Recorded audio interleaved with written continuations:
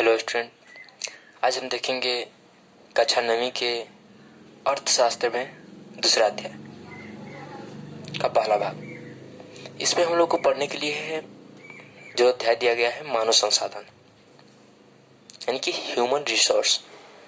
तो मानव संसाधन को समझने के लिए जरूरी है कि इस अध्याय का नाम का अर्थ पहले समझे कि इस अध्याय में जो है किससे संबंधित जो है बातों को हम लोग को देखने को मिलेगा।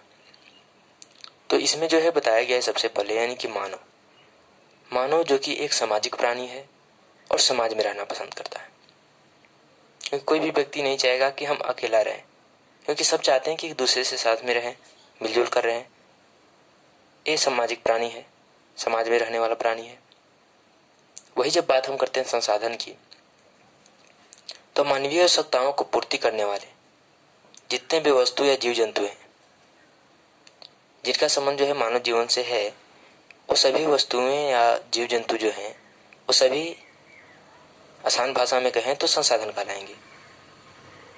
यानी कि मानव की आवश्यकताओं को पूर्ति करने वाले सभी वस्तुएं जीव जंतु जो है वो संसाधन है।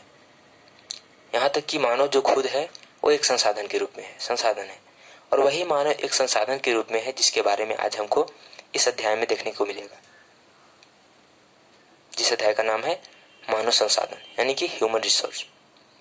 सबसे पहले इस अध्याय में हम देखेंगे कि मानव की कुछ मूलभूत आवश्यकता है जो मानव जीवन को प्रभावित करता है। इसमें से अगर बात करें तो मानव जीवन को जो मूलभूत आवश्यकताएं हैं वो प्रमुख रूप से अगर माना जाए तो 5 माना जाता है। पहला रोटी, दूसरा कपड़ा, तीसरा मकान, चौथा स्वास्थ्य और 5वां शिक्षा। ये पांचों जो हैं मानव जीवन का मूलभूत आवश्यकता है, मानव जीवन के लिए आवश्यक है। ये नहीं रहेगा तो मानव जीवन सही रूप से सक्षम नहीं है। तो इसमें देखेंगे पहला, जैसे कि पहला हमारा है रोटी। रोटी से हमारा आशय है भोजन से। सबसे पहले हम सभी लोग जानते हैं कि बिना भोजन के जो है मानव जीवन संभव नहीं, हम लोग जीवित नहीं रह सकते।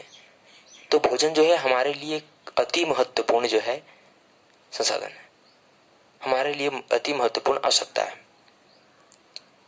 तो ये हमारा पहला हो गया। दूसरा अगर बात करें तो कपड़ा, जो कि हमारे बदन को ढकने के लिए जो है बहुत ही महत्वपूर्ण है, जो कि हमारे एक तरह से कहें तो बाहरी सुरक्षा प्रदान करता है। तो वस्त्र भी जो है हमारा मूलभूत आवश्यकता है।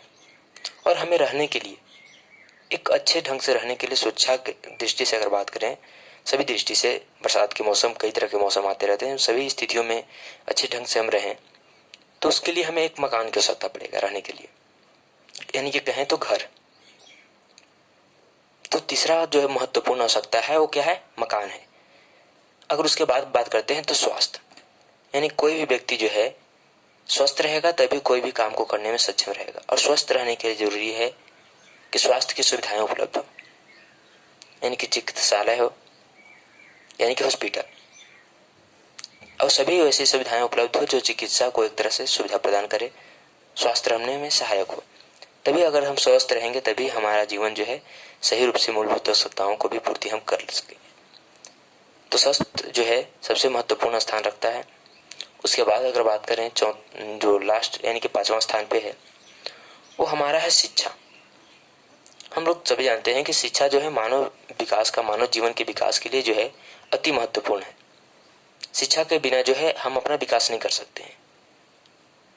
शिक्षा के माध्यम से हम समाज को समझते हैं, भौगोलिक परिस्थितियों को समझते हैं, सभी स्थितियों को समझते हुए जो है हम आगे काम को करते हैं, अपना विकास करते हैं। तो एक तरह से कहें तो शिक्षा जो है हमारे जीवन का एक महत्वपूर्ण है। और अगर 4 हमारे पास है भी, मूलभूत आवश्यकता हमें उपलब्ध हो रहा है, अगर शिक्षा नहीं है तो हम अपना जीवन स्तर का विकास नहीं कर पाएंगे। तो शिक्षा जो है हमारे लिए एक अति महत्वपूर्ण आवश्यकता है। और ये पांचों जो मूलभूत आवश्यकता है मानव का, एक दूसरे से जुड़ा हुआ है कड़ी की तरह।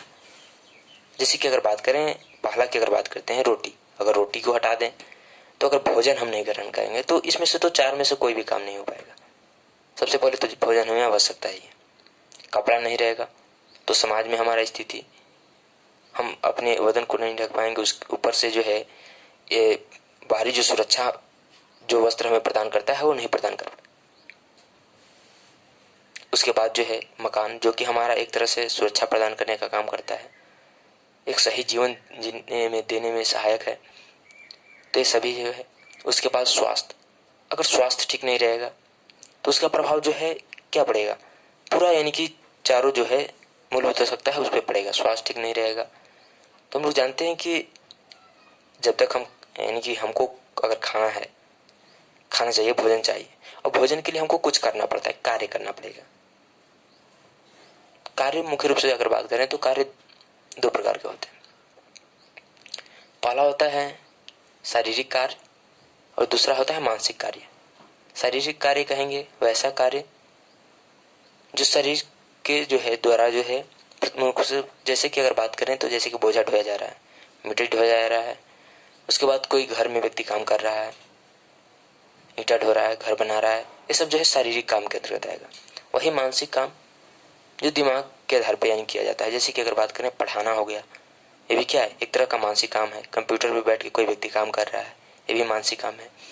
तो एक तरह से अगर बात करें तो स्वास्थ्य अगर हमारा खराब रहेगा तो हम काम नहीं कर पाएंगे।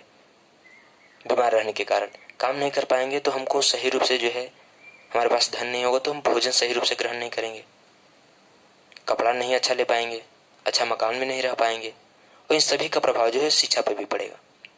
क्योंकि अगर स्वस्थ हम नहीं रहेंगे तो हम शिक्षा निश्चित रूप से ग्रहण नहीं कर पाएंगे जब तक हम सही रूप से स्वस्थ ना हो जाए।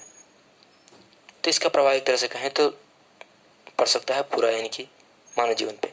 उसके बाद जो शिक्षा है, शिक्षा का भी प्रभाव चारों पे है, क्योंकि बिना शिक्षा के जो है कुछ भी जो है सही रूप से जो विकास का जो है बात है वो संभव नहीं है।